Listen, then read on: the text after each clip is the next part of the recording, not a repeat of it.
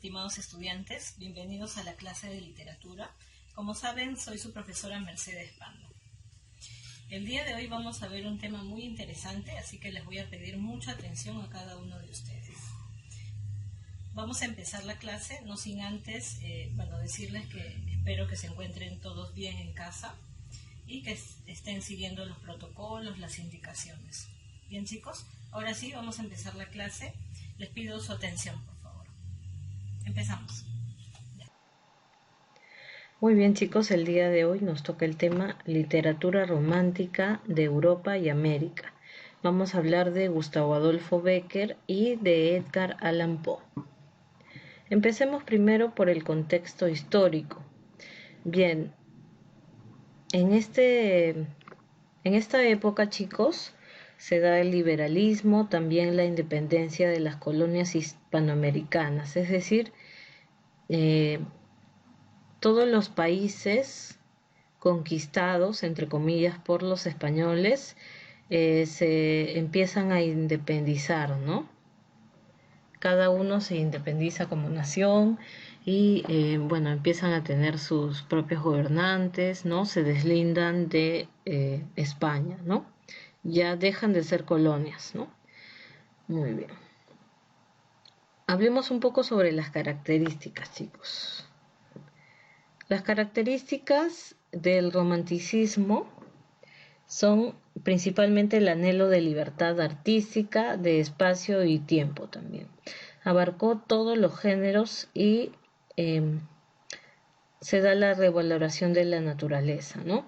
Y otra característica importante es el nacionalismo, ¿no? Se identifican mucho con su país, ¿no? Y con todo la identidad nacional, ¿no? Y sobre todo el orgullo por esa identidad, ¿no?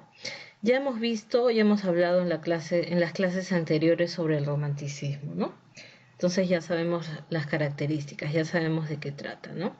Aquí observamos una pintura del romanticismo español, ¿no?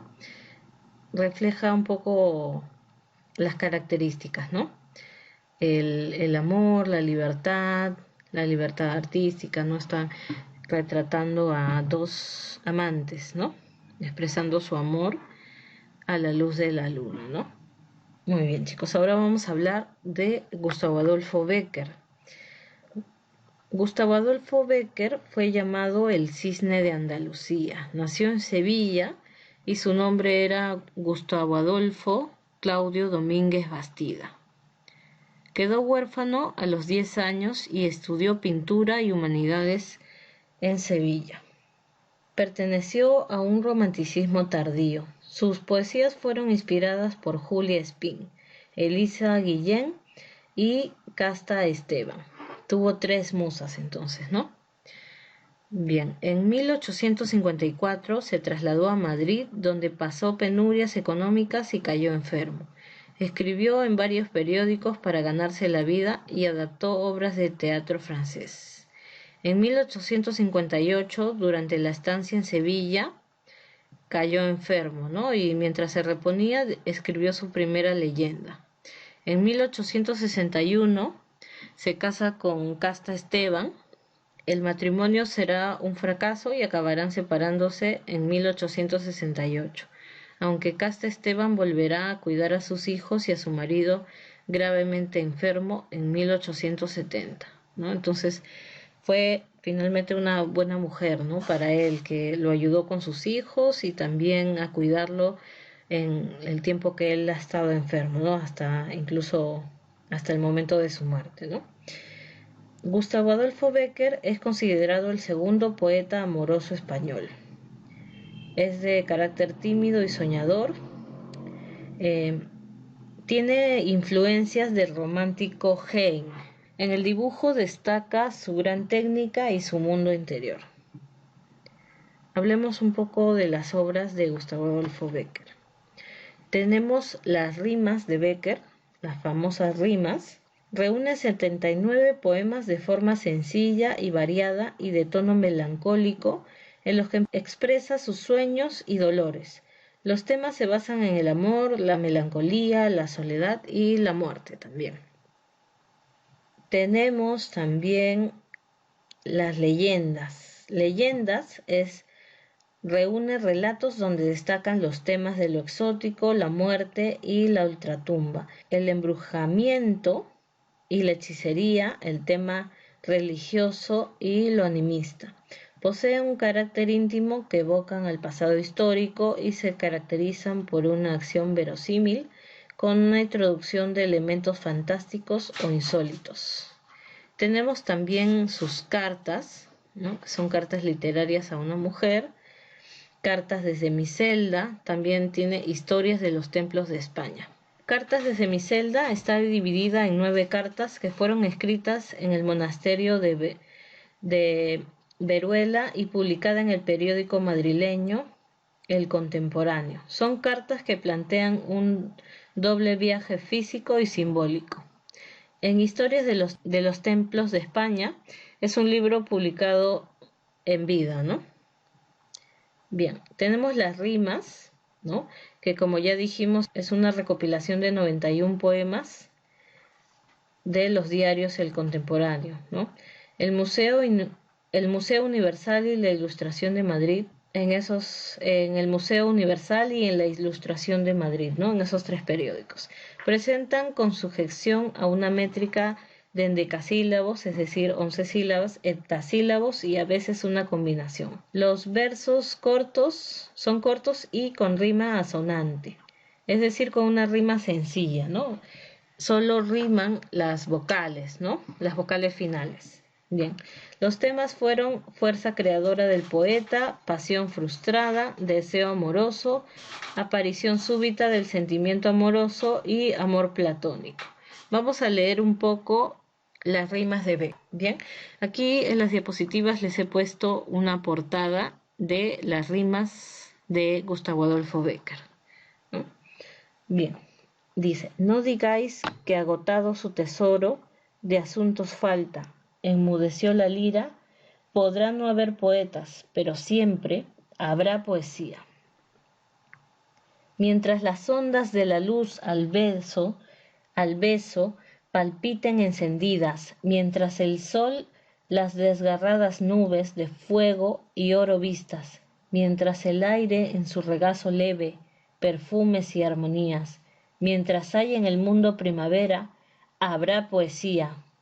Mientras la ciencia a descubrir no alcance las fuentes de la vida, y en el mar o en el cielo haya un abismo que al cálculo resista, mientras la humanidad siempre avanzando no sepa a dó camina, mientras haya un misterio para el hombre, habrá poesía. Mientras se sienta que se ríe un alma sin que los labios rían, mientras se llore sin que el llanto acuda a nublar la pupila, mientras el corazón de la cabeza batallando prosigan, mientras haya esperanzas y recuerdos, habrá poesía.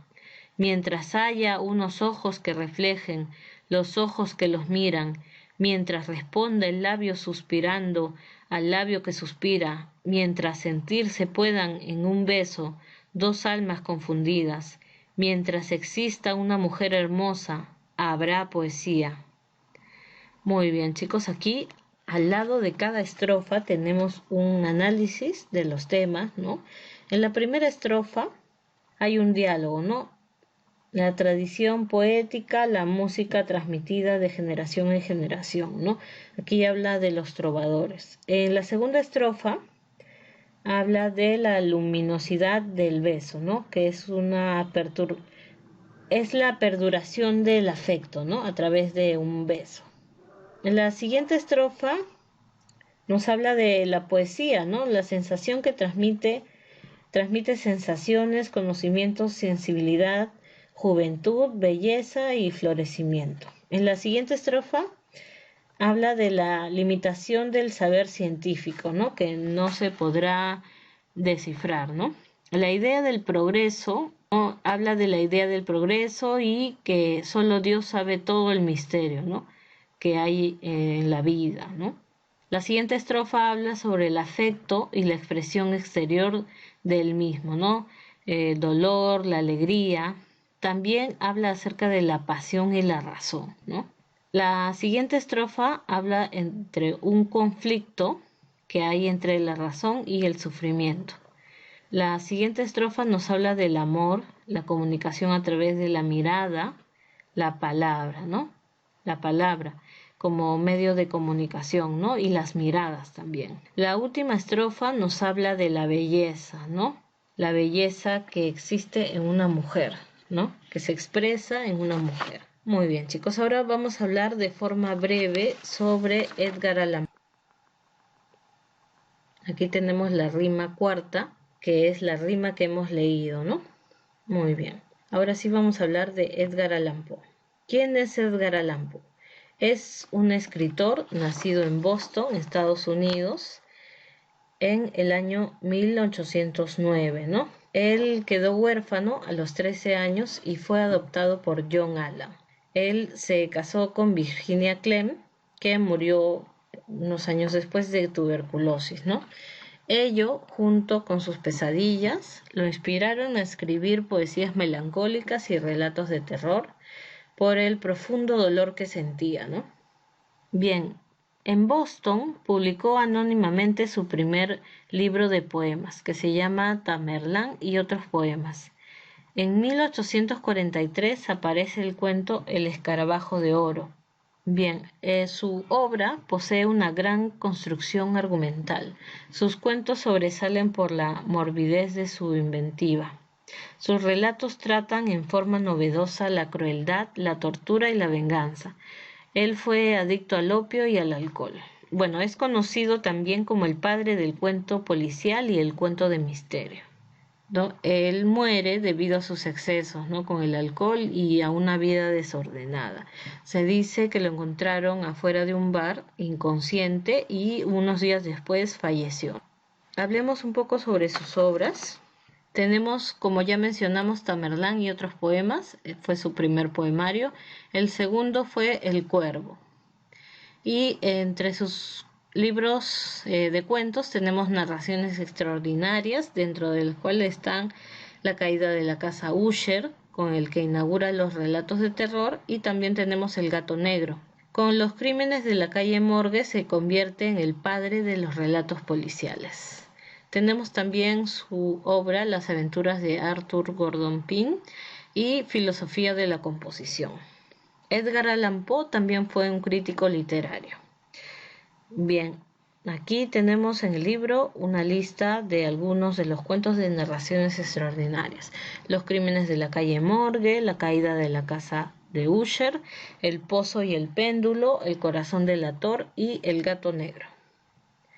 Muy bien, chicos, ahora vamos al libro. Nos ubicamos en la página 72. En la primera parte tenemos retroalimentación. Dice, ¿qué es una leyenda? Una leyenda, chicos, es uno de los textos escritos por Gustavo Adolfo Bécquer, ¿no?